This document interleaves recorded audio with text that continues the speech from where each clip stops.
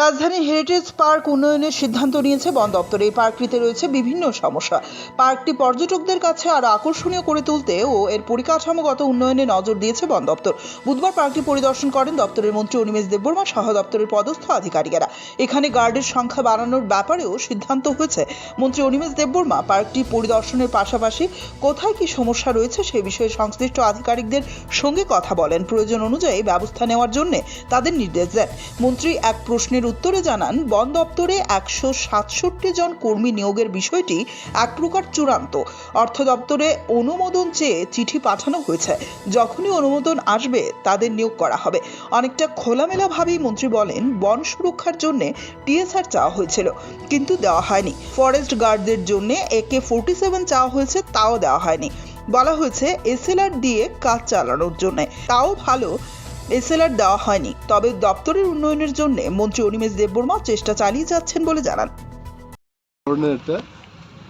Public classic একটা toilet নির্মাণের জন্য ভিজিটার্সদের জন্য আমি আজকে বলে গেলাম যে এটা করতে হবে এখানে, কারণ এত সুন্দর একটা পার্কের মধ্যে if they don't have good toilets, how visitors where they will go. এটা হবে একটা। 2 নম্বর হচ্ছে এই যে সমস্ত বাউন্ডারি বাইরের থেকে বেরোবার যেখানে যেখানে মরিচা তরিচা আছে এগুলো রিপেইন্টিং করে এটা সৌন্দর্য করা, নোট করে নাও। Then I want some statues related, অনেকগুলো আছে তো, অনেকগুলো স্ট্যাচু আমরা করা যায়। ইন্ডিজেনাস কিছু স্ট্যাচু এখানে যেন হয়, কালচার হেরিটেজ এই ধরনের একটা প্রদর্শনী যারা আমরা করতে পারি এটার ব্যবস্থা করা। তারপর ভিআইপিরা যদি কখনো আসে এখানে, there is no good facilities for VIP visitors. ভিআইপিরাও তো আসে এখানে, এটার জন্য কিছু একটা ব্যবস্থা যেন হয়। সামারজি আছেন এখানে, PCCF এন্ড হক একদম ক্যামেরার সামনে আছেন।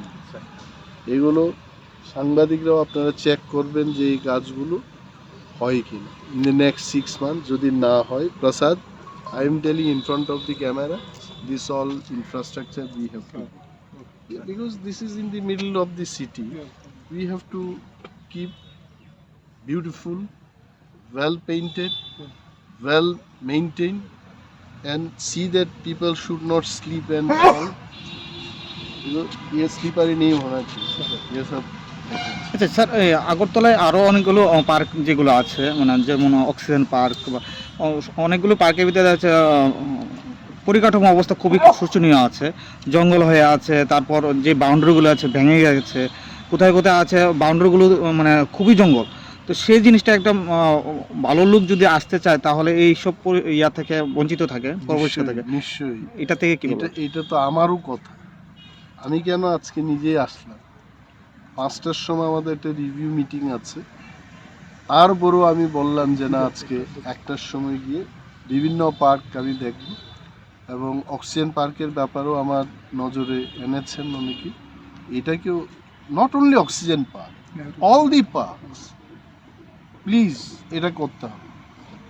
এখানে TPGS এর যে কর্ণধার প্রসাদ রাও এখানে আছেন, এবং এটাকে করানোর জন্য কিন্তু আমি নিজেই ভিজিটে।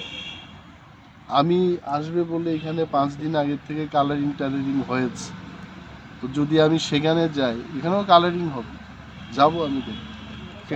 সব থেকে বড় অসুবিধা এখানে গার্ডের, মাত্র 3 জন গার্ড দিয়ে এত বড় একটা এরিয়া চলছে। ম্যান পাওয়ার বাড়াতে উই হ্যাভ টু।